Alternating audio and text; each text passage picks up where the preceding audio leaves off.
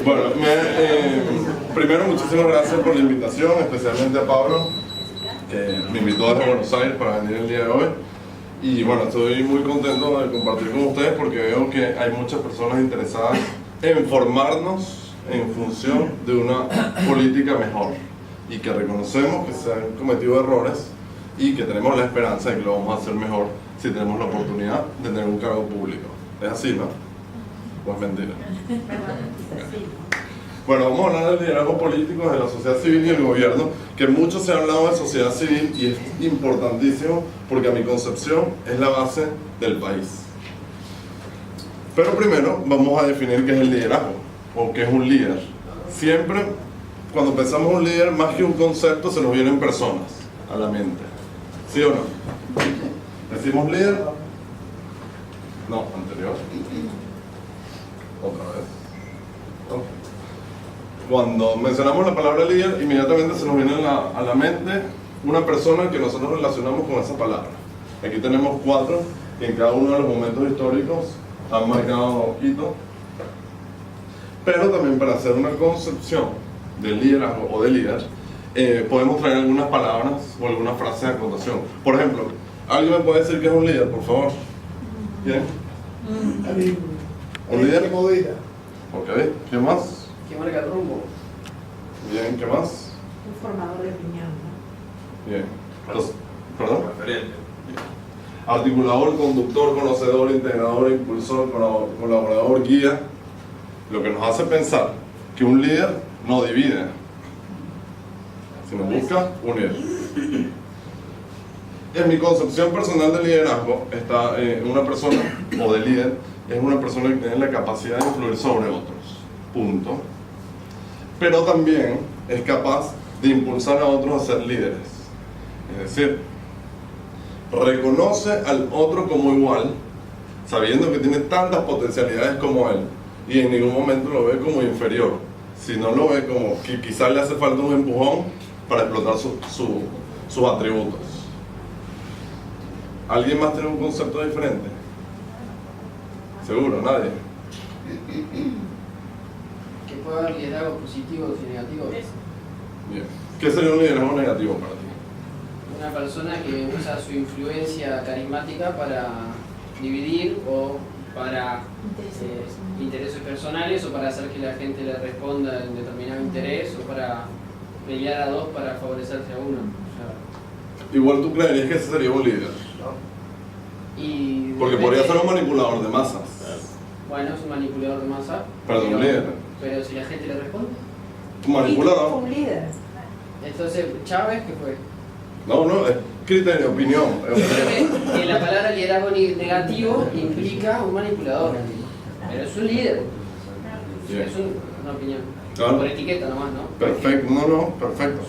Yo igual separaría el concepto de líder con el concepto de jefe. O sea, un líder, alguien que guía y busca en realidad que su pueblo, su comunidad, llegue a lo mejor y a lo más positivo. Un jefe en realidad es alguien que espera que el otro responda a lo que él dice y marca una autoridad superior en comparación al líder, ¿no? El líder lo único que hace es guiar y es como ese referente que me ayuda a yo cumplir mi objetivo, mi causa. Hay líderes,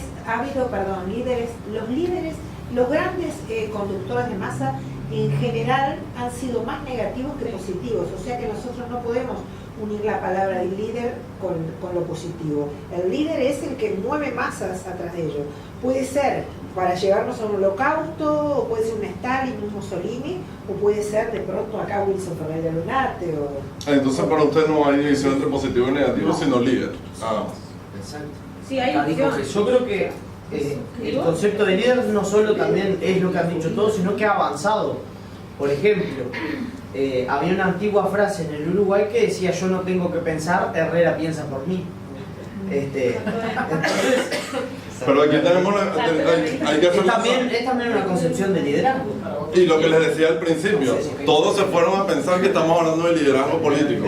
Y no estamos hablando solo de liderazgo político. En este momento estamos hablando solo de líder, nada más. No de liderazgo político. Pero todos los ejemplos son de Las política. hamburguesas McDonald's fueron líderes. Impulsaron un liderazgo en la venta durante mucho tiempo y Ah, ahora puede ser religioso también. Claro. Ya tiene ese.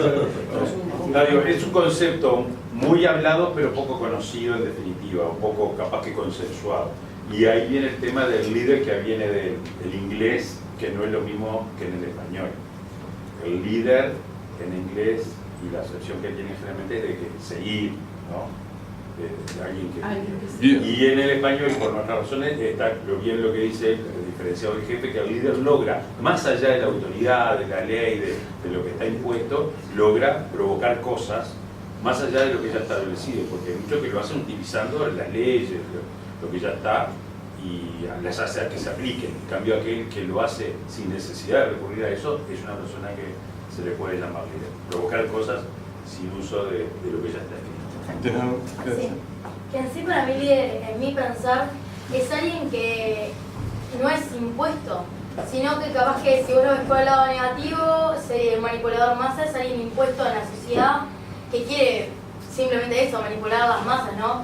Para su propio bien. Un líder es más alguien más que es un líder nato, un líder natural, que se dio porque la gente quiere, ya sea el líder de la clase de escuela o ya sea un líder político o un líder en el comercio, o lo que sea, porque es de agrado en la sociedad y la misma sociedad lo quiere y lo toma como líder. No sé si se entendió. Yo creo que un líder... Excelente ese análisis, porque más adelante vamos a ver la influencia de la sociedad en el liderazgo. La construcción del liderazgo no siempre tiene el mismo nacimiento. No es que una persona por caminar la gente se le pega, no es un imán. Hay liderazgo que se construye. Claro. ¿Puedo decir Liderazgo algo? que se inventa. Para mí está vinculado mucho con la confianza. Con la confianza y el poder. El poder bien utilizado con respecto a esto que pones acá, a buscar las potencialidades del entorno hacia un fin. Pasemos por la Yo iba a decir el doble clic. solo iba a decir brevemente que hay empieza a bufar también. hay distintas formas de liderazgo. Hay un líder natural que por sus características personales genera esa empatía, genera esa confianza, genera ese liderazgo. Puede ser y es capaz de ser guía frente a un partido político, frente a una organización social, frente a una movilización social, o está el líder emergente que frente a un caso en concreto puede y es capaz de resolverlo, y es el único dentro del entorno capaz de resolverlo. A ver, no es el único, pero frente a eso es el que agarra el fierro caliente, dice. Sí, no, pero, Sí. Bueno, gracias. Hay un ejercicio que lo podemos hacer rápido. Hay un ejercicio, pero para no dispersarnos, pero rápido. ¿Quién de aquí cree que es líder? Levante la mano. ¿Quién de aquí cree que es un líder? 1, 2, 3, acá. 4. ¿Qué son qué? Es un ejercicio. Hablamos de liderazgo, participamos en política, tenemos aspiraciones políticas, pero cuando nos preguntan que si soy líder, me da pena decirlo, vergüenza, no sé. La famosa falsa modestia. Nada más tenemos 4 líderes aquí. Bien. Más nadie. ¿Por qué cree usted que es un líder? Porque soy capaz de analizar lo que quieren las personas y de tratar de satisfacerles las necesidades que tienen, no pensando en las mías propias, entendiéndolas a través de sus necesidades, ni que hablar poniéndome en su lugar. O sea, teniendo Solamente como Bien, el liderazgo también ha sido dinámico, que antes cuando la autoridad ya estaba todo para la función y todo era para limitarlo. Ahora en realidad para potenciar a él mismo y a los demás a satisfacer las necesidades de la persona. Y precisamente en este ejercicio, que lo hago pero es rápido, está la diferencia entre los que llamamos líderes populistas y los líderes que podrían ser mejores que ellos o harían un mejor trabajo. Porque cuando tú estás con personas carismáticas, con poder de influencia, o los sofistas, no dudaban en responder. De una vez decían que sí y luego resolvían, sí soy, y luego veían qué te decían para convencerte de lo que te habían dicho. Entonces por eso muchas veces en política le damos espacio a personas que realmente no serían las ideales, pero ellos son los que se atreven a hacer el paso. ¿Por qué no? ¿Por qué? Sí, un líder de Capaz de pasar de presentación. Nos mantenemos en un estado de protección por inseguridades en muchos casos, pero sabemos que tenemos la capacidad y la potencialidad de hacer los cambios, pero no los hacemos y otros toman el espacio que nosotros no ocupamos. Creo que también el líder quien es capaz de conocerse a sí mismo, ¿no? Quien tiene la capacidad de saber sus virtudes y de saber sus defectos.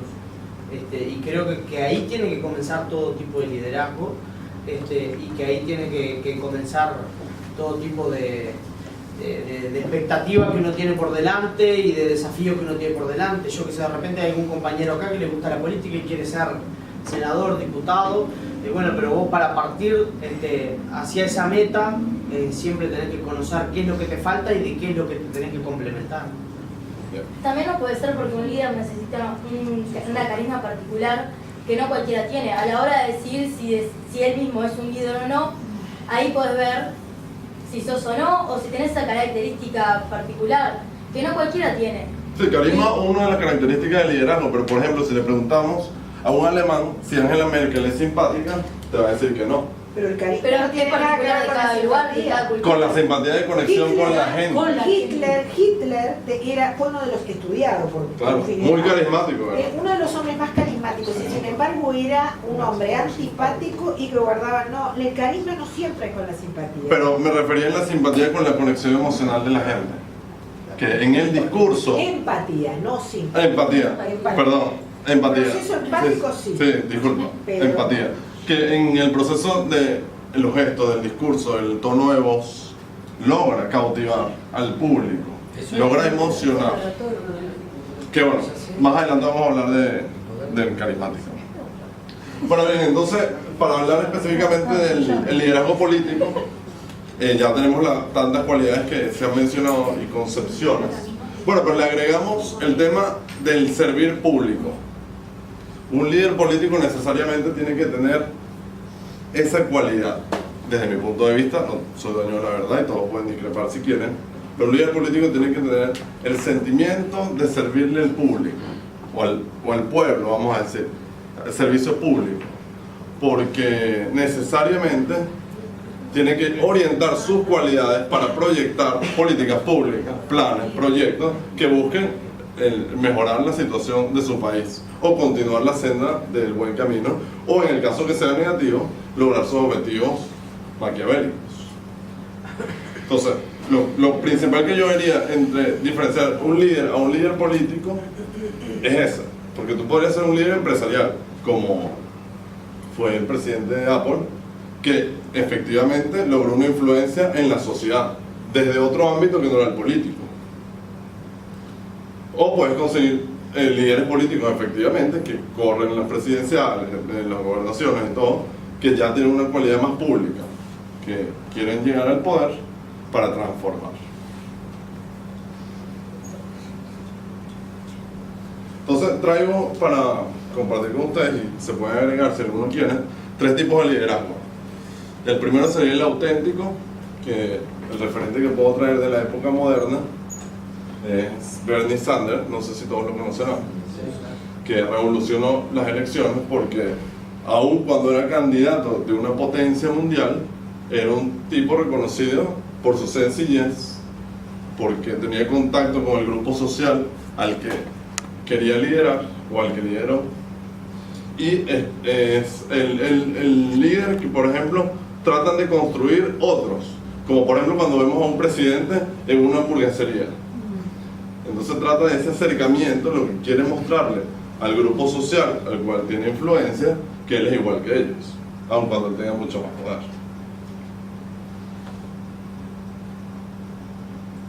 El líder político carismático, y traigo a Barack Obama, que pueden discrepar también, sí o no, y a través de sus gestos, sus cualidades, su empatía, logra convencer, además de su proyecto o programa político, sus cualidades carismáticas, logra conectar con el grupo social, el discurso, inclusive en momentos complicados es capaz de disuadir para salir victorioso. Cuando le hacen preguntas incómodas, cuando hay una situación incómoda, logra sobrellevarlo, como por ejemplo en la última cena con la prensa de la Casa Blanca, cuando estaba Donald Trump, que hizo algún chiste sobre él, sabiendo que anteriormente él había hablado de que Obama no era de los Estados Unidos, sino que era de África. Yo no creo que sea un líder, perdón. Es muy hábil, todo lo que tú decís habla de la habilidad del gobernante, pero del liderazgo y carismático, yo creo que fue con la construcción. Si hubiera sido blanco en vez de afrodescendiente, no ganaba. No lo sé. Mira una bomba en medio del salón. No, puede ser. Me tiró la granada. No lo sé. No lo podemos saber, sí, bueno, quizás si Chávez no fuera presidente yo no estaría aquí. Pero bueno, sí, probablemente utilizó sus herramientas carismáticas por quizás su color de piel para ser más simpático, conectar con la gente y ganar. Puede ser. Pero a mí sí me parece, si lo vemos fuera de la política, que es el rol que tiene ahora a través de la Obama Foundation, que no tiene un rol político en el ámbito público, pero sí de influencia sobre la gente que sigue liderando, es el mismo tipo. O sea, no hay una construcción. O sea, no veo una construcción como falsa, de que el tipo cuando era presidente era algo y ahora es otra cosa. Que sí se puede ver, por ejemplo, en otro tipo de liderazgos. Como el que vamos a ver ahora. Que para mí es el liderazgo que orienta hacia el liderazgo negativo sin decir que es un liderazgo negativo. Que es el liderazgo mesiánico. Sin calificarlo, porque desde el punto de vista de análisis no... O sea, calificar, etiquetar es muy fácil. Entonces hay que ir para abajo sin las etiquetas y analizar qué podría ser malo y qué podría ser bueno, porque es relativo, ¿no? Pero en el caso del líder político mesiánico, principalmente construye un liderazgo alrededor de él. No es el líder que hablamos al principio, de que impulsa a otros a ser líderes, sino todo su núcleo va alrededor de él, manipula a su equipo, manipula al grupo social al que quiere influir, especialmente es demagogo, y en muchas ocasiones divide a la sociedad para que su discurso tenga mayor valor, ya que utiliza los simbolismos patrios, como por ejemplo podría ser los que nacieron aquí, los inmigrantes, como el caso por ejemplo de Donald Trump. Entonces divide ya la sociedad de los que son de aquí y los inmigrantes, de una vez, y los etiqueta, para que su discurso tenga más poder. Igualmente, la concepción de pueblo, que la vamos a ver en la próxima. Pero yo, en mi consideración, este tipo de liderazgo generalmente termina en populismo. En mi opinión. Si alguien tiene una opinión diferente... La pregunta es, ¿cuál es la diferencia? Sí, ya ahorita vamos a ir para esto. Es verdad lo que estás diciendo. Acá Mujica quizás fue el personaje que su discurso mesiánico se basó en la lucha de clases, en los oligarcas, es verdad, y son destructivos. Claro, y ya vamos a ver la parte del populismo que dice ella aquí. Y bueno, principalmente cae en sociedades donde hay baja educación y donde hay desigualdades sociales profundas, y especialmente baja educación, que ya lo vamos a ver ahora. Y en mi concepción desde la ciencia política, este liderazgo es el más propenso en terminar el populismo. Y bueno, el populismo... ¿Le paso la pregunta? Sí. Perón, ¿qué fue? Según tu mención. Perón, Perón, para mí fue un líder populista. ¿no fue mesiánico? No, fue un líder populista. Bueno, por eso, quizás en principio pudo haber sido un líder mesiánico, demagogo, con un discurso que igual era diferenciación de clase, y luego de nuevo populismo, en mi opinión. Porque lo que quiero opinar es que generalmente los líderes mesiánicos terminan en populismo. Para ti la definición de populista que es popular, esa es la definición. No, a ver, la definición de populismo, hay muchas concepciones negativas, positivas, pero en particular considero que es el líder que utiliza el poder de influencia que tiene para dominar e imponer sus ideales, manipulando de forma electoral con el dinero público. Sin embargo, hay gente que ve el populismo de forma diferente. Hay gente que piensa que el populismo es un líder popular que distribuye equitativamente las riquezas del Estado. No, pero eso no es populismo. No, es los criterios de la gente. Claro, pero el populismo no es sinónimo de popular. Sin duda, pero es la concepción que hay concepciones. La primera definición es la que yo opino, la segunda no, la segunda es la que algunas personas pueden pensar. Para mí el populismo tiene un gran contenido de demagogia. Claro, y es que por eso... La base principal es la demagogia. Y por eso vuelvo atrás y te digo que el liderazgo mesiánico, en mi opinión, generalmente termina en un movimiento populista. Porque tú podrías llegar con un liderazgo mesiánico sin tener ninguna etiqueta, y luego cuando empiezas a gobernar, terminas en esto, que no es lo mismo, y quiero hacer la salvedad que lo conversaba con él, cuando se utilizan herramientas de populismo, por ejemplo, para ganar una elección. Porque como lo venimos hablando, y me voy a adelantar, pero lo digo de una vez, la sociedad es moldeadora de los líderes. Si yo tengo muy buenas intenciones, como por ejemplo Macri, tengo muy buenas intenciones, vamos a pensar que tiene buenas intenciones, todo esto, pero viene de una sociedad que está acostumbrada al populismo, al show, al regalo, y él se presenta como una alternativa totalmente opuesta, no va a ganar.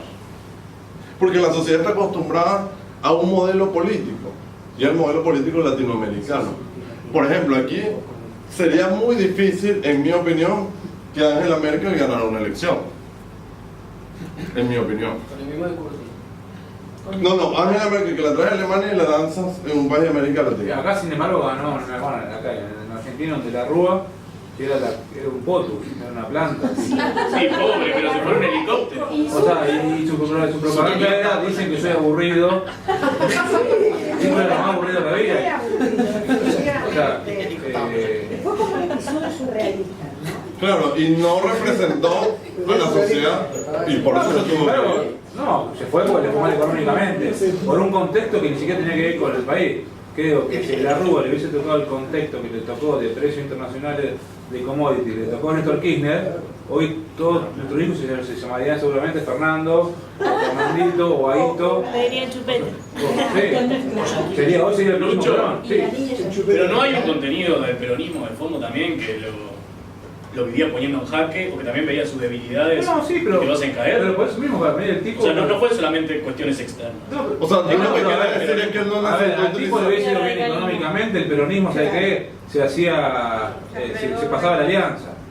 Porque el peronismo siempre va en ayudar al ganador, Necesita poder. y si donde ve por falta de poder, se convierte. Y vos tenés peronismo de izquierda, de derecha, ortodoxo, o sea, tenés todas las variables de Oye, izquierda. al igual que tenés populismo de izquierda y de derecha. Pero no comiendo mujer. Quería decir tres cosas. Una sobre de la Rúa, que ustedes son muy jóvenes, capaz que ni se acuerdan. Pero de la Rúa logró un cierto carisma y de una campaña estupenda que apelaba al que somos más, en sentido moral y en sentido numérico. Y la campaña era una especie de gran traveling indefinido sobre toda la geografía de la Argentina. La verdad que fue muy interesante. Pero yendo al liderazgo, no, me recuerdo simplemente por la formación profesional las categorías weberianas de la dominación tradicional, que se encarga un líder tradicionalista, que lo que encarna son las viejas formas de ser de esa comunidad nacional, ¿no? El liderazgo de tipo carismático, que es precisamente este actor rupturista que encarna las pasiones, los sentimientos, los ideales del pueblo, y el líder racional legal, que basa su liderazgo en la promesa de la aplicación de una regla universal. Ahora, el tema del populismo es un concepto bastante polisémico en las sociedades latinoamericanas, por una razón muy sencilla, y es que en el siglo XIX se solía aplicar el concepto de caudillista a una serie de fenómenos políticos, y de alguna manera el populismo se engarza en este concepto de caudillismo.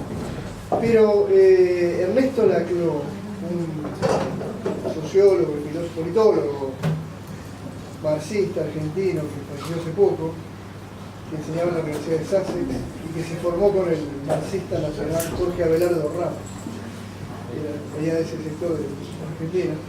Laclau escribió un libro que se llama La razón populista.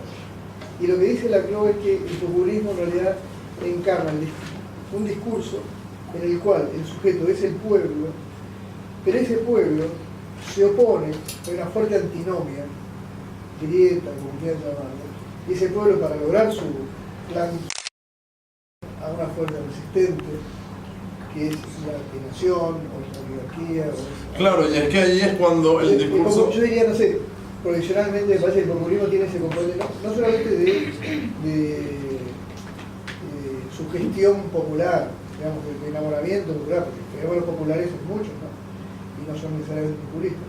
Pero el populismo tiene esa característica de que se encarna en una doctrina, en una teoría, en un imaginario, que supone una división muy fuerte entre nosotros y ellos. Sí, el tema del populismo es muy profundo y seguramente serviría para hacer 1000 conferencias más. Ahora yo lo traigo en contación por la razón de que considero que el liderazgo mesiánico termina en este tipo de modelos, pero efectivamente, como usted dice, profesor, en principio hay que reconocer que crean un relato casi mágico en el cual el líder populista va a solucionar todos los problemas y que todo se ha hecho mal antes de él y que él, a partir de él, todo va a ser bien. Y divide la sociedad, y ahí viene la debilidad principal. ¿Y por qué triunfan? Es porque aísla la sociedad, convierte en pequeñas islas de la sociedad y rompe ese heterogéneo llamado sociedad civil, porque además debilita los grupos de presión, debilita la oposición, debilita los partidos políticos y busca culpables. Y manipula a la población por la falta de educación que tienen y les dicen, tú estás en determinada situación por culpa de ellos. Y ahí es cuando viene la confrontación social, que en unos casos es más radical que otros, porque por ejemplo en Argentina, hablando de los liderazgos populistas, del engaño populista de la primera década de este siglo, en Argentina se fundó la famosa grieta, pero en Venezuela se crearon grupos armados, defensores de la patria, que se llaman colectivos. Hago la salida, es la única vez que voy a hablar de Venezuela, no voy a hablar solo de Venezuela. Se crearon grupos armados llamados colectivos, defensores de la patria, que cuando hay una protesta o cuando había protestas opositoras, van con armas dadas por el Estado y protegidas por los militares a disparar a los civiles, porque si un militar mata a un civil es violación de los derechos humanos, pero si un colectivo mata a un civil, ¿quién lo mató? ¿Con qué arma fue? No, ningún militar fue, porque esa arma no es la que ellos tienen. Sí, claro, luego podríamos hablar de un movimiento fascista como el de Venezuela, pero otro tema. ¿Alguien más quiere agregar algo sobre esto? Sí, profesor. Que el engaño populista es el único que aparece cuando no hay otras alternativas. Los otros aparecen. ¿Pero qué pasó? ¿Por qué aparece este? Porque hay desigualdades, porque hay falta de educación, y porque está mal la economía, y porque no hay buenos líderes de los otros dos. Y ahí está el tema de la enfermedad del liderazgo, es el ambiente desfavorable para un buen liderazgo sano de los otros para que aparezca esto. Por eso hay que formarse en gestión pública para que haya buenos líderes, para que no aparezcan de eso. Justamente iba a ser lo siguiente que íbamos a hablar, y esa es la pregunta que nos tenemos que hacer. Si vamos a analizar política, ya sabemos las características de ellos, qué fue lo que pasó, qué fue lo que dejaron, qué fue lo que hicieron y lo que no.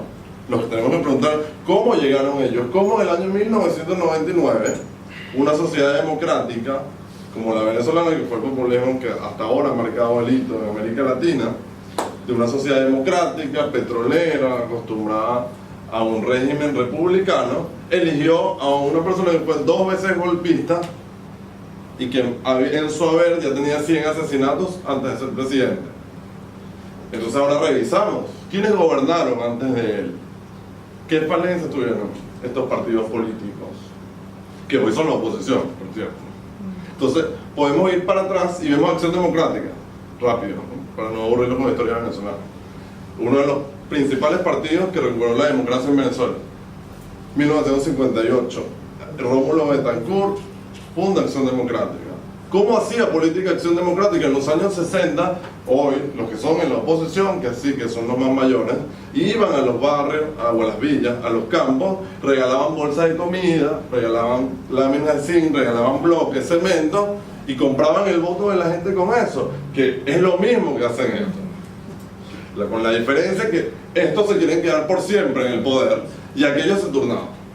Pero entonces no le dieron educación, eso lo vamos a hablar ahorita, a la sociedad, creyendo que ellos podían dominar a la gente manteniendo ese ritmo. Pero cuando hubo una escasez de liderazgo, apareció uno que era más líder que ellos. Y yo creo que si hablamos de Argentina y Brasil, probablemente es la misma fórmula. Hay una decadencia de los partidos tradicionales y donde hay un espacio libre, alguien lo va a ocupar. De eso no tengan duda, y especialmente en política. Sí, una reflexión. Me parece que ese cambio de ciclo se da asociado a que se acaba el modelo de desarrollo basado en la sustitución de poblaciones. Es decir, ese modelo desarrollista basado en el mercado interno generó ganadores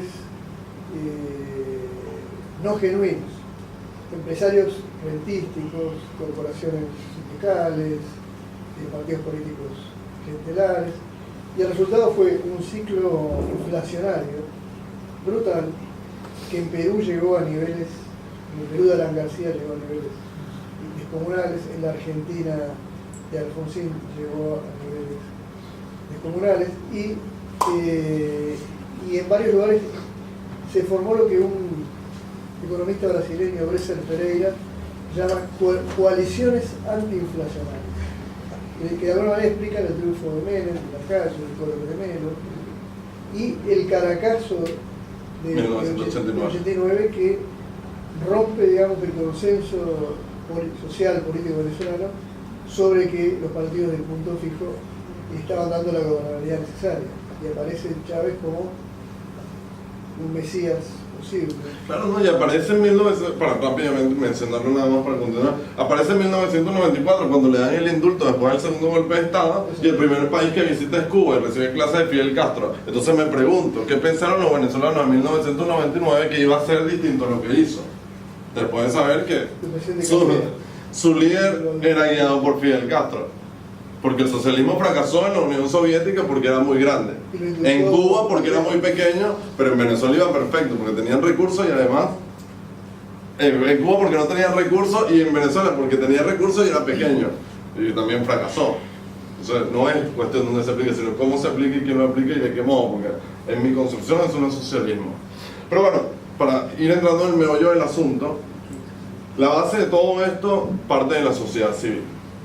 Parte de la sociedad civil, y como ya se hablaba durante todo el día de hoy, si tú tienes educación, y no solamente la de saber leer y escribir, sino una educación de valores, como les decía, de valores republicanos, de conocimiento de economía, de cómo se desarrolla el país, de las instituciones, de la constitución.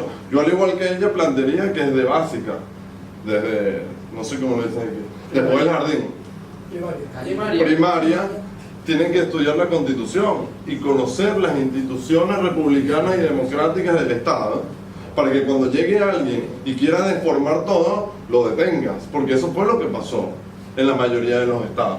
Aquí ya había estos líderes, lo que hicieron fue tratar de controlar todos los poderes públicos del Estado, y pasó igual en todos los países que se aplicó esta receta. Lo vemos ahorita en Bolivia, lo vimos en Ecuador, lo vimos en Argentina, en Brasil, y bueno, el caso catastrófico de Venezuela, donde el líder... Uruguay, perdón, acaba de reformarse un código que le quita la potestad al Poder Judicial. Se terminó la separación de poderes en Uruguay. Ahora los fiscales que dependen del Poder Ejecutivo tienen discrecionalidad para la acusación penal, cosa que es gravísimo para el derecho penal, ¿no? No, bueno, un retroceso del republicanismo. Citamos a Montesquieu. Bueno, pero por eso estos líderes, por la misma falta de formación en valores democráticos y en valores republicanos de la sociedad civil, pueden lograr esto, porque como decía usted más temprano, no, que los políticos que se jubilen, no, pero ya va. ¿Los políticos de dónde vinieron? Vienen de la sociedad civil y vienen formados con los valores de la sociedad civil, y si ellos llegaron ahí es porque esta sociedad civil los eligió, porque vamos a decir que ahora utilizan el poder del Estado, utilizan los recursos del Estado, las maquinarias del Estado, mueven gente con autos del Estado, quizás hacen trampa electoral, pero la primera vez que ellos ganaron por votación, porque le ganaron a los que hoy son oposición. Entonces, como decía él, ¿por qué llegaron ahí? ¿Y cómo han ganado reelecciones? ¿Y por qué hay una decadencia profunda en las oposiciones a estos modelos? Todo viene del principio, de la educación, de la falta de valores republicanos, y ahí es cuando enlazamos el liderazgo con la sociedad civil. Y si lo podemos evaluar, es un ciclo. Si la sociedad civil no tiene formación en cultura política, cultura ciudadana, ¿cómo vamos a pretender que los políticos que van a salir de esa sociedad civil van a ser diferentes? No tiene lógica.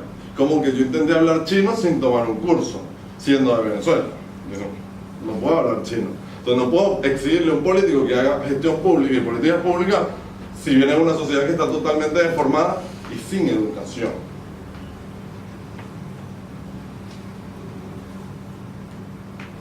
Pero sí es más chévere, ¿verdad? Es mejor que PowerPoint. Cerca, lea. Bueno, y aquí viene el centro, ¿no?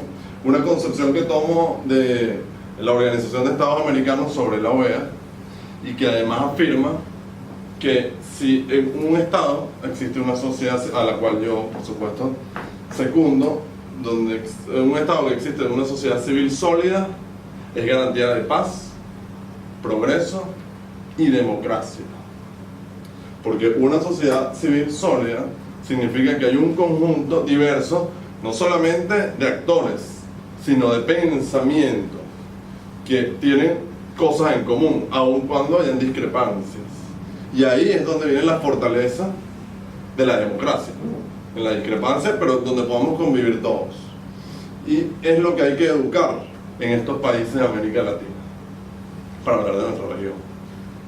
Formar valores republicanos desde el principio, entender que si alguien no está de acuerdo con mi idea, no es fascista, ni es oligarca, ni es enemigo, ni nada. Simplemente es una persona que tiene un punto de vista diferente al mío y que enriquece al conjunto de la sociedad y que lo necesitamos porque no todos podemos hacer todo, necesitamos gente que piense diferente. Y aquí es donde está la clave para evitar que gobiernos dictadores o populistas lleguen al poder. Si educamos a nuestra sociedad civil con valores, con educación, además de educación formal, valores democráticos, y eso hay que repetirlo y hay que enseñarlo en las escuelas, en todos lados, porque una de las cosas que hacen estos modelos, y no lo de ahorita, sino desde antes, que lo habíamos mencionado ya, pero estos populismos de derecha, que no sé si realmente eran de derecha, que gobernaron antes del siglo XXI, no educaron a nuestra sociedad. Simplemente era lo mismo, clientelismo político, becas, ayudas, subsidios, esto, aquello, y el día de las elecciones, mira, recuerda que si no te y además construían un relato, como pasó en las elecciones de Brasil, cuando Dilma, con el programa social Bolsa Familia, llamaban a la gente, si mañana pierde Dilma, esas tarjetas no funcionan más porque les van a quitar el beneficio social. Entonces una persona que depende de la ayuda del Estado, porque no tuvo oportunidades para estudiar, y no tiene trabajo, está desempleado, tiene una familia, dice, no, esto es un gobierno malo, que nos está llevando mal y se están robando todo. Bueno, pero por lo menos roban pero hacen. Y es terrible escuchar eso de América Latina. Roban pero hacen, bueno, pero todos roban. No, todos los políticos son malos. No tiene que ser malo. O sea, y ahí es cuando nosotros tenemos que entender que no nos podemos resignar y tenemos que construir una sociedad civil fuerte, con instituciones sólidas, con ONG sólidas, con grupos de presión sólidos, entre esos los medios de comunicación, que aun cuando no sean alineados a nuestra opinión o no estén de acuerdo con lo que nosotros decimos, tenemos que entender que enriquece la diversidad que finalmente va a fortalecer a un país. Yo quiero dar un ejemplo que mencionaste a Brasil, justamente el fortalecimiento de las sociedades como grupos colectivos diversos. Vos nombraste a Dilma y en el 2015, cuando ella deja la presidencia, o sea, por un proceso en la Cámara de Senadores, meses antes, por que fue arrancó en febrero, marzo, abril, mayo, ella pasó sus 3 peores meses porque un grupo de personas en las redes sociales de Facebook crearon un grupo y empezaron a llamar a las movilizaciones en todo Brasil, justamente por la corrupción endémica, por la antimoralidad de los políticos, de los que estaban en el gobierno. Pues yo creo que es necesario, a veces las sociedades son muy pasivas y esperan el momento justo para alertarlos cuando realmente hay una destrucción o del Estado, del gobierno también. No, sabes que yo cambiaría, si me lo permites, tu palabra pasividad por desentendimiento. Porque mientras a mí no me afecte, no me interesa. Esa es la concepción de la sociedad latinoamericana. No me interesa, no me afecta, no me interesa. Cuando me empieza a afectar, me empieza a interesar. Si a mi vecino le está pasando tal o cual cosa, pues, si lo puedo ayudar, lo ayudo, si no, bueno, que resuelva. Y es lo que decía del tema de las comunas, y es la gran diferencia entre América Latina y el norte de América, la forma en que fue colonizada, sin ninguna duda, y está estudiado muchísimo, hace muchísimo tiempo. Pero lo que pasa aquí es eso, nos han aislado como sociedad. Y no solamente ahora, esto viene de atrás, porque si no esta gente no hubiese llegado nunca. Nunca yo podría entender que un conciudadano mío es un enemigo mío. Y aquí se le convenció a grupos de personas que el que pensaba diferente era nuestro enemigo.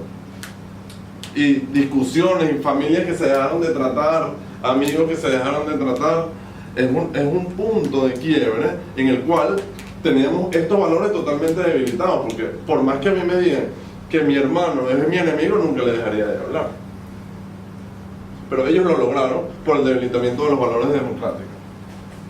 En realidad, comprendo esto de volver al tema de los valores y obviamente a los valores democráticos, pero creo que también estaría bueno replantearse si el sistema democrático tal y cual está hoy día funcionando está realmente llevando a los resultados que esperamos, ¿no?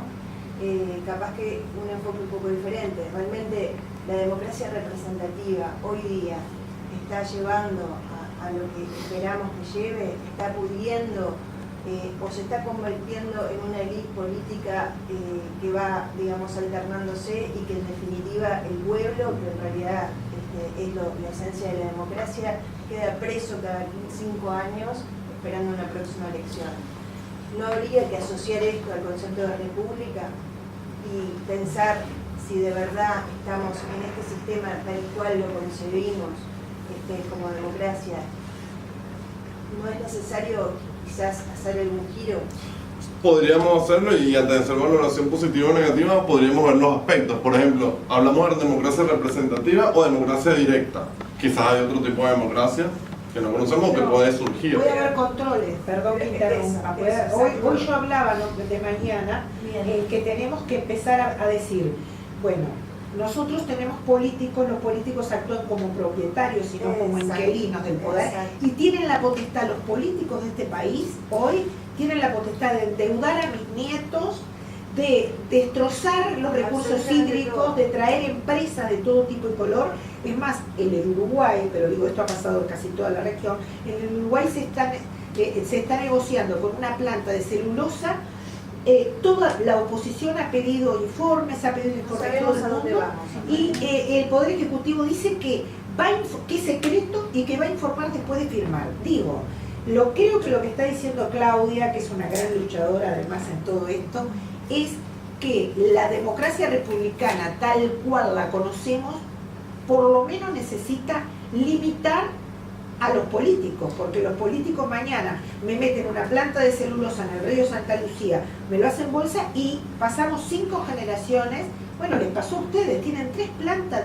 Ustedes sobre el Orinoco, Chávez entregó gran parte del Orinoco, hay 3 plantas iraníes, plantas nucleares que además ya están contaminando el acuífero que va a llegar a nosotros. Claro, y además están explotando el coltán. Exactamente. Y están explotando el coltán.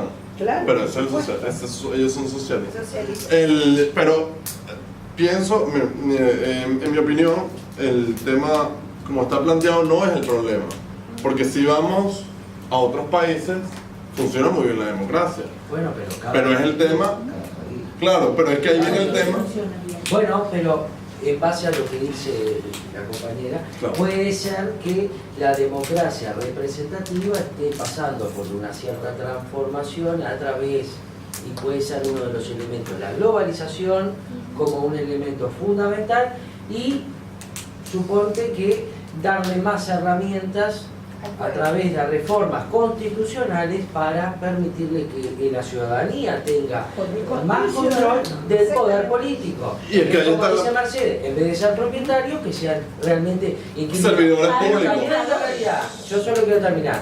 Cuando yo dije que hay una sociedad pasiva, porque realmente es, porque hay institutos como para solicitar, ejemplo, la inclusión financiera, y la sociedad demora a último instante para aplicarla. Claro, y a mí Entonces yo, no sé, viste, me pongo a pensar un poco, la gente a veces queda en el comodismo y no se mueve. Claro, en el sistema republicano, ¿quién lo aplica? ¿Quién lo está aplicando aquí? ¿Realmente en América Latina nos sentimos ciudadanos con derechos y deberes? ¿O es que tenemos una gran falta de educación republicana y estamos felices con que nos llamen pueblo, que hasta ahora es un abstracto social? Porque el pueblo es una masa de gente que realmente no está tipificado si tiene derechos y deberes todos por igual. Claro, a lo que digo es que me parece perfecto, estoy totalmente de acuerdo en la educación, en valores, pero que también cuestionemos el sistema, porque de alguna forma lo que nos está mostrando el sistema es que no se generó el contralor, digamos, de la ciudadanía, no está informado ese instituto, el ombudsman, lo que fuera, ¿verdad? Que cuando los políticos se exceden en sus funciones y, digamos, inclusive van contra los programas de gobierno que presentaron, la ciudadanía no tiene cómo apelar en ese caso. Porque no nos han dado las herramientas ni la formación. No tenemos eso, no tenemos la formación y además tenemos que conquistar esas herramientas. Claro, hay que conquistarlas. Entonces, yo creo que hay que empezar a cambiar quizás este concepto de los representantes que votamos. Eso. ¿No? Bueno, a ver, son representantes, sí, bien, pero que nos generen los institutos o las herramientas para que la gente sea su control, porque lo van a necesitar, su control o su apoyo, y aquí, lo van a necesitar. Y aquí es cuando... Un detalle. Yo creo que hoy en día tenemos las herramientas, no directas, pero tenemos las herramientas para crear las herramientas para esos controles que decís vos. Lo que decís, yo quiero redoblarte un poquito más, Vos decís que las personas no reaccionan cuando le molesta a otro, sino cuando le molesta a uno. Yo creo que las personas no reaccionan cuando le molesta a otro, cuando le molesta a uno tampoco. Porque siente que es uno solo a veces, no hay sentimiento de cuerpo, de sociedad, no hay conexión, hay pocos institutos de la sociedad civil. Claro, o sea, la gente siente que es una cosa insignificante que no incide. Porque nos sentimos aislados, porque no tenemos el sentimiento de ciudadanía y de comunidad. Sí, o llamarle nacionalismo si querés. Pero para englobarlo en el sentimiento de nación, de cuerpo, por así decirlo. Pero, mira, están las herramientas, o sea, tenemos todos los mecanismos de reforma constitucional posibles.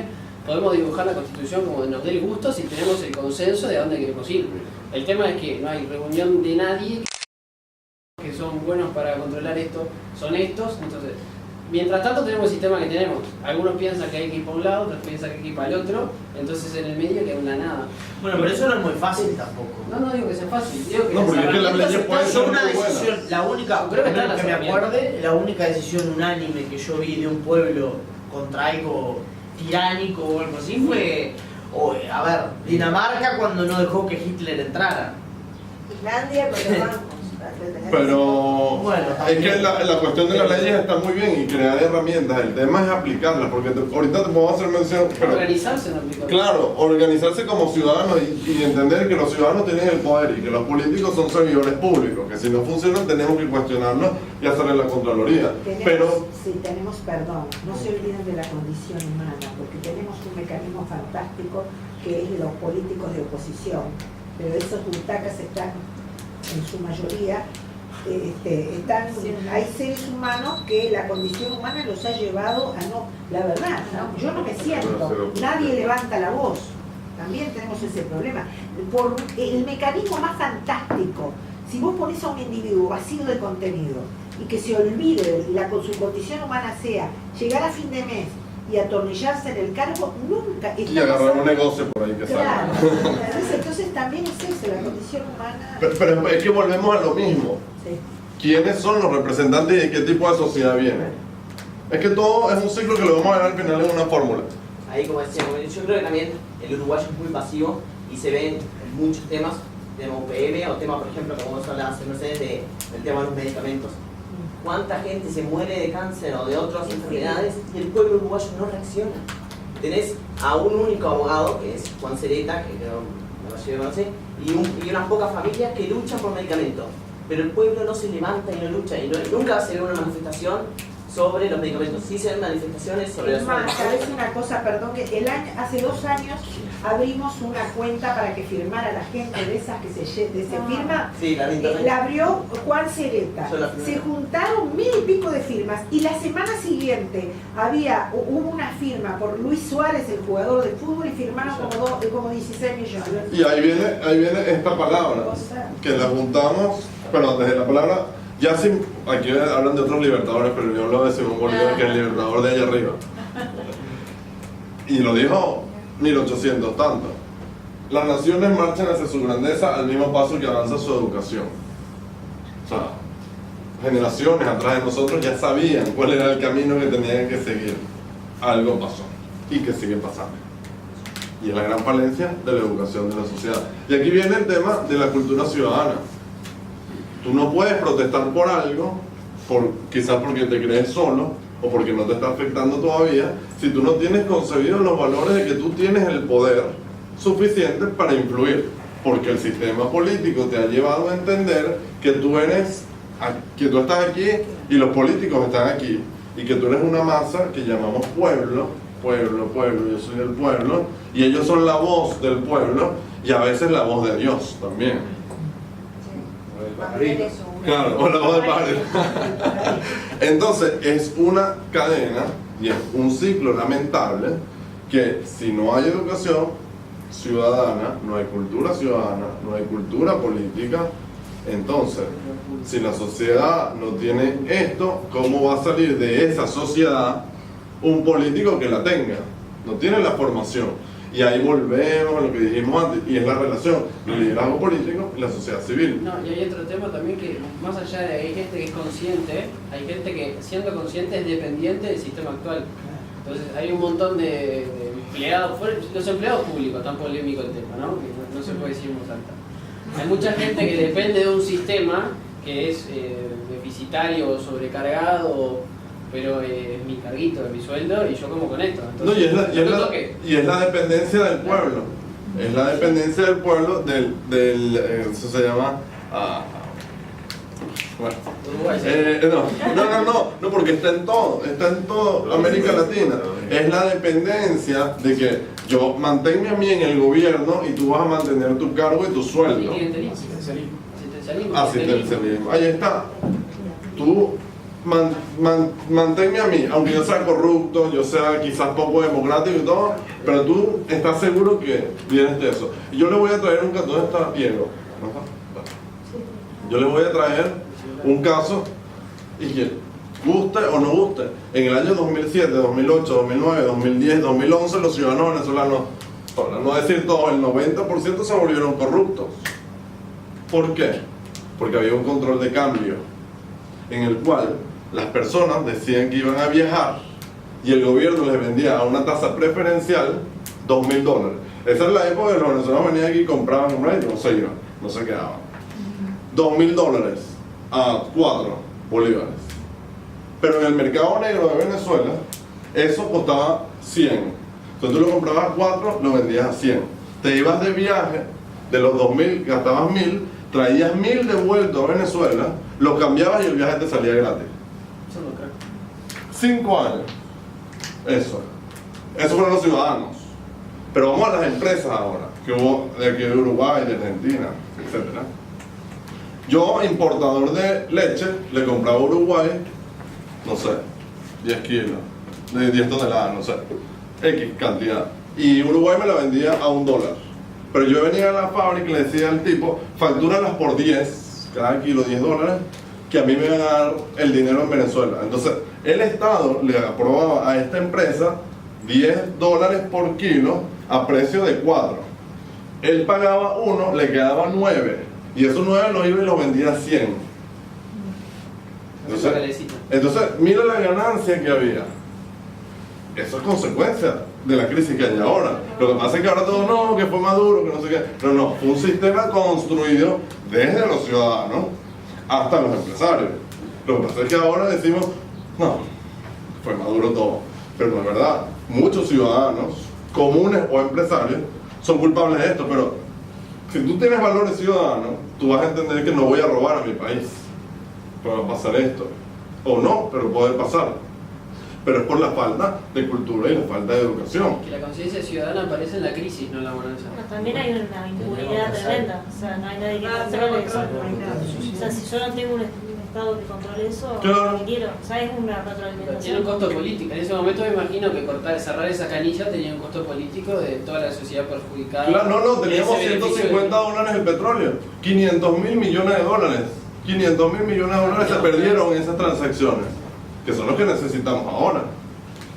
Pero lo que te quiero decir es la falta de cultura ciudadana que existía en ese momento y que ha degenerado en un sistema político que ahora es un caos, pero que se podría repetir en cualquier sociedad latinoamericana, porque si tú, o sea, sin ofender a nadie, pero a cualquier latinoamericano, en su mayoría, tú le ofreces un negocio turbio y pocos te van a decir que no. Y más si la ganancia es en dólares y en grandes cantidades. Te van a decir, bueno, está bien, sí, me meto. O no, o estoy diciendo mentira. Porque si no, entonces seríamos Suiza o Finlandia, y no seríamos lo que somos. Somos un país que estamos deformados políticamente y que elegimos a un tipo simpaticón que gobierna. Y bueno, ay, pero mira, tan gordito, tan simpático, no, y entonces votaron a Mujica. No, él es socialista. Bueno, quizás no dio los resultados. O Chávez, que era militar, golpista y 100 asesinatos. No, pero el tipo lo puede hacer bien, seguro que sí.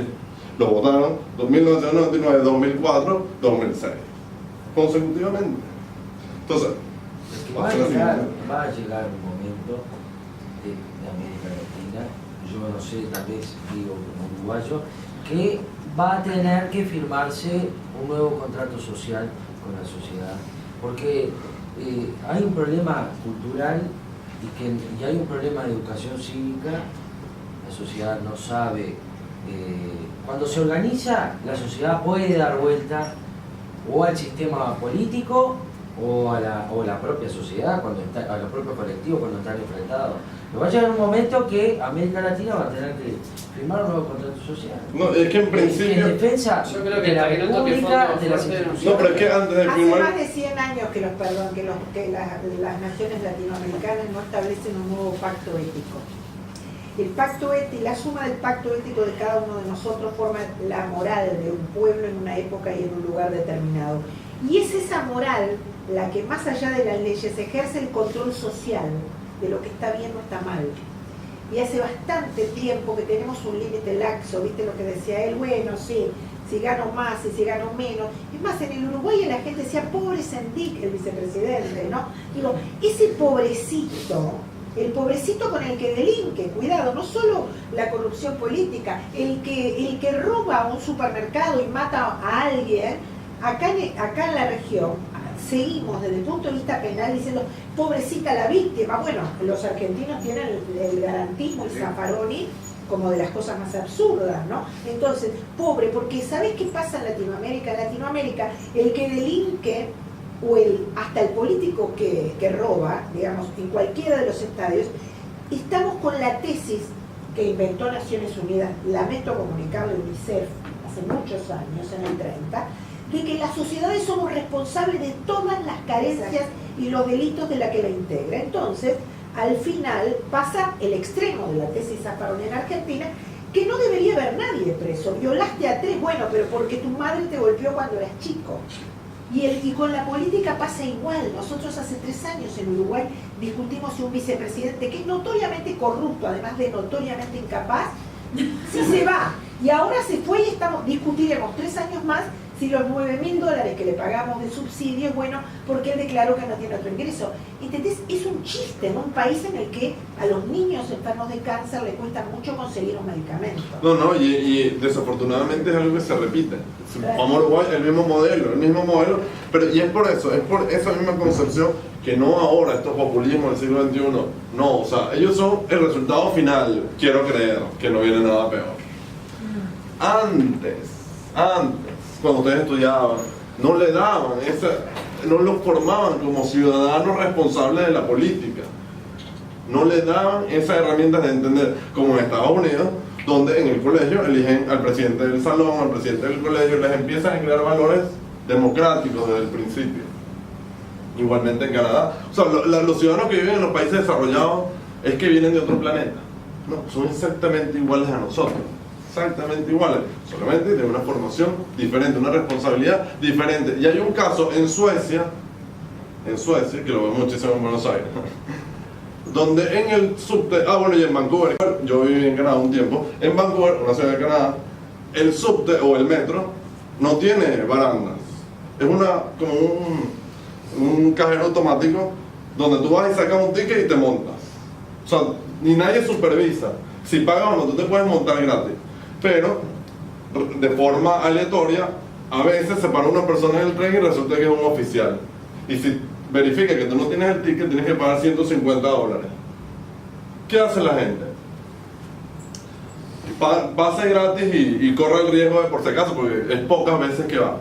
No, ellos tienen la cultura de que ya va, el sistema es buen sistema y se mantiene del dinero que yo pago. ¿Cuál es la concepción de América Latina? En Argentina, que se saltan los, ¿cómo se llaman? El molinete. No, que lo pague el gobierno. Que lo pague el gobierno. Entonces el paternalismo de Estado primero. Entonces yo no soy ciudadano, yo soy el hijo del Estado, que me tiene que resolver todos los problemas. Entonces mi papá Estado tiene que arreglar el subte. No, este subte o el metro no sirve y tal. No, pero tú pagas 30 centavos. Pagas 30 centavos de dólar. Y si lo van a subir a 40, se trancan la 9 de julio, en la Casa Rosada, todo. Pero es por eso, por la falsa concepción de que tenemos del paternalismo de Estado. Y ahí es cuando entramos entonces en el liderazgo político y el gobierno, que viene de la sociedad. Volvemos al principio, que es la sociedad, la formación de la sociedad. La sociedad deriva el liderazgo político y el liderazgo político deriva el gobierno. Lo que finalmente nos hace concluir que los políticos van a gobernar según la sociedad se lo exija.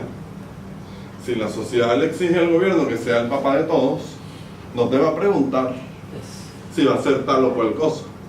Porque a ti si tú eres niño de 10, 11 años, 8, tu papá no te pregunta, ¿será que pagamos la luz o pagamos el gas? Pues no nos alcanza para los dos. Eso no te lo preguntan, es una decisión que ellos toman. Entonces los políticos se han transformado en los padres de todos nosotros, que ellos se consideran con el poder y la responsabilidad de tomar todas las decisiones sin preguntarnos a nosotros, porque no tenemos la madurez suficiente, porque hemos conferido nuestro poder de ciudadanos a ellos. Hemos descubierto el agua tibia. Por eso es que no nos preguntan, por eso es que no nos preguntan, porque no nos consideran iguales, porque nosotros le hemos dicho, resuélvanos todos los problemas. Y si el intendente del día X no recoge la basura, yo sería incapaz de ir en mi auto y llevar la basura al centro de botado. La dejo ahí. Y si pasan 2 semanas la sigo dejando. Total, eso es trabajo de él, no mío. Entonces ahí es cuando perdemos la noción de comuna o de comunidad. Pues no me interesa si la basura le afecta al vecino.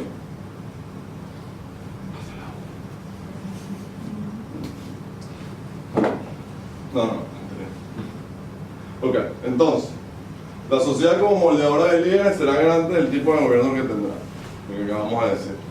En Costa Rica, estaba la presidenta Laura Chinchilla, que salió con altísimos niveles de popularidad, y que en mi concepción hizo un muy buen trabajo. Y no era populista.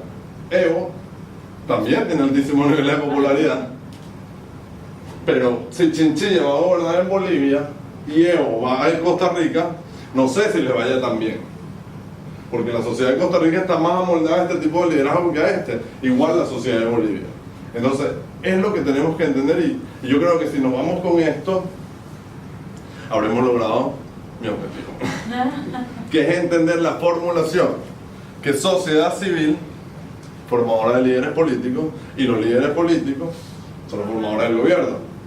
Pero si volvemos al ciclo, sociedad civil, líderes políticos, sociedad civil, no pretendamos que si la sociedad civil no está formada con valores democráticos, con valores republicanos, con valores de ciudadanía, los líderes políticos lo vayan a tener, porque ellos no son de otro país ni son extraterrestres, salen de esa misma sociedad.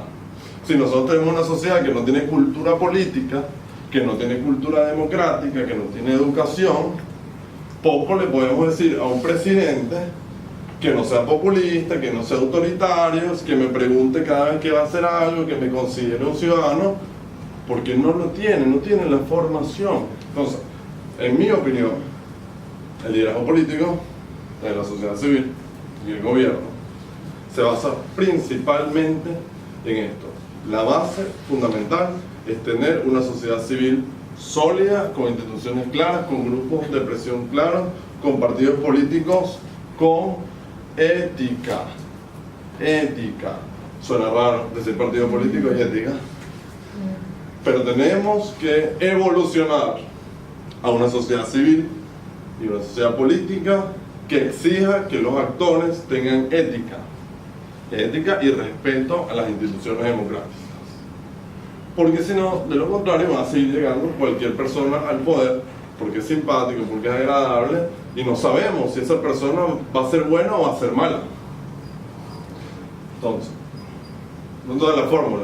Sociedad civil, igual liderazgo político, igual forma de gobierno. Y para modo de reflexión, dejo esto, frase que se parece que busca un líder capaz de unir a las personas, incluso con sus discrepancias. Porque es muy fácil liderar a un grupo de personas que piensen igual que yo. Eso es sencillo porque todo lo que yo diga les va a gustar porque piensan igual. Pero difícil es que yo logre poner de acuerdo a un grupo de personas y que además me reconozcan como líder. Así que bueno, si alguien tiene alguna pregunta o algo que agregar.